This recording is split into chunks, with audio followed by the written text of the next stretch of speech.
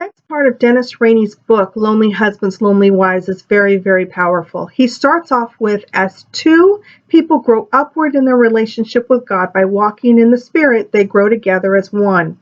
The problem is that believers who enter marriage don't use the resources and tools that God has available to build oneness in their homes.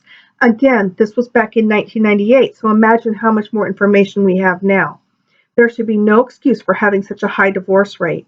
God's ideal plan is that both partners in a marriage know Him personally, that they are first part of His family before they start to begin to make a family of their own. Because many Christians fail to get into the scriptures, they don't really experience God's forgiveness. They live with what Dennis calls ingrown eyeballs, preoccupied with their own failures. This bold statement that I'm about to say hit me very hard, and I really want you to think about it. If Jesus Christ walked out of your life right now, how would your life be different next week? If Jesus Christ is truly on the throne of your life, next week would be devastatingly different. You would be lonely, disoriented, confused, cut off from your source of guidance, wisdom, and power. You would feel an incredible void or emptiness that Christ had filled before. But if you realize that your actions, thoughts, and words would be no different, you need to come to grips with the fact that Christ is not Lord in your life. In marriage, there is to be a mutual submission where a man denies himself in order to love his wife as Christ loved the church. He is still the leader, but he submits his life to his mate. Any husband who is living out Paul's instructions here in Ephesians 5 could never treat his wife as a second-class citizen or with a chauvinistic disregard for her feelings.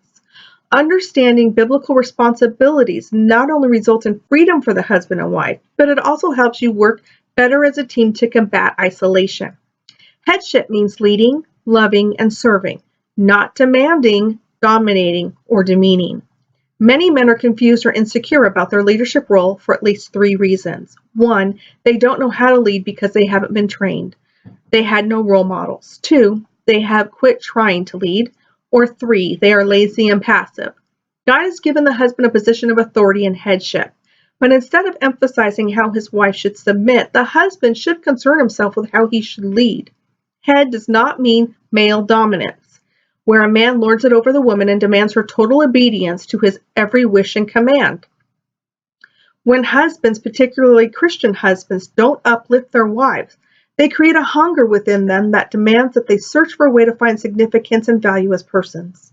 The concept of women being independent of men and men being independent of women suggests more isolation, not oneness. God made us interdependent within the family unit, not to do our own thing, but to lean on one another. The husband's first responsibility to his family is to lead. God has placed the husband in a position of responsibility. You will not be perfect, but you need to be persistent enough to pick yourself up and keep on going anyway.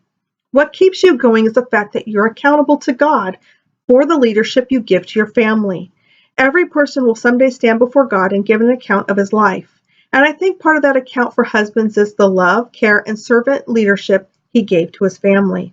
What I'm saying is that the tone, direction, and environment the husband sets as leader should have a great influence on the spiritual maturity of his family's household.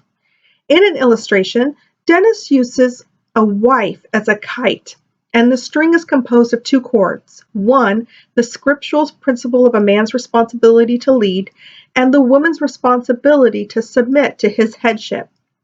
The husband's love is the wind that enables the kite to soar into the sky. Without the wind, the secure, encouraging environment the husband creates through his leadership, the wife will feel tied down, but not uplifted. The string was not intended to be a hindrance. Along with the wind, it is what is holding the kite up. If a husband leads properly, he doesn't have to ask or demand his wife to submit. She is willing to follow his lead because he's creating an environment that allows her to operate happily and effectively. The husband who orders his wife, "Just submit to me for once," is probably not the type of leader to whom a woman would want to submit. Flowing out of the responsibility to lead is the responsibility to love your wife unconditionally. This is the kind of love that casts out all fear. Your unconditional acceptance of your wife is not based on her performance, but on her worth as God's gift to you.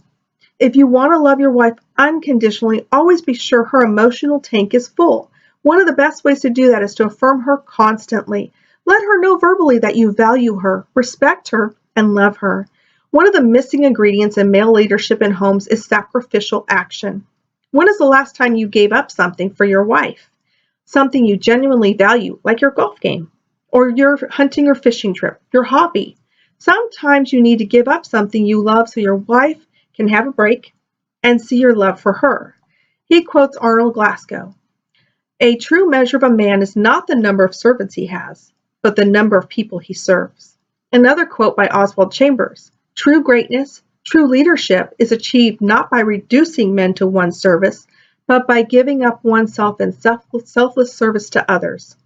Lastly, Jesus Christ, the Son of Man, did not come here to be served, but to serve and give his life as a ransom for many.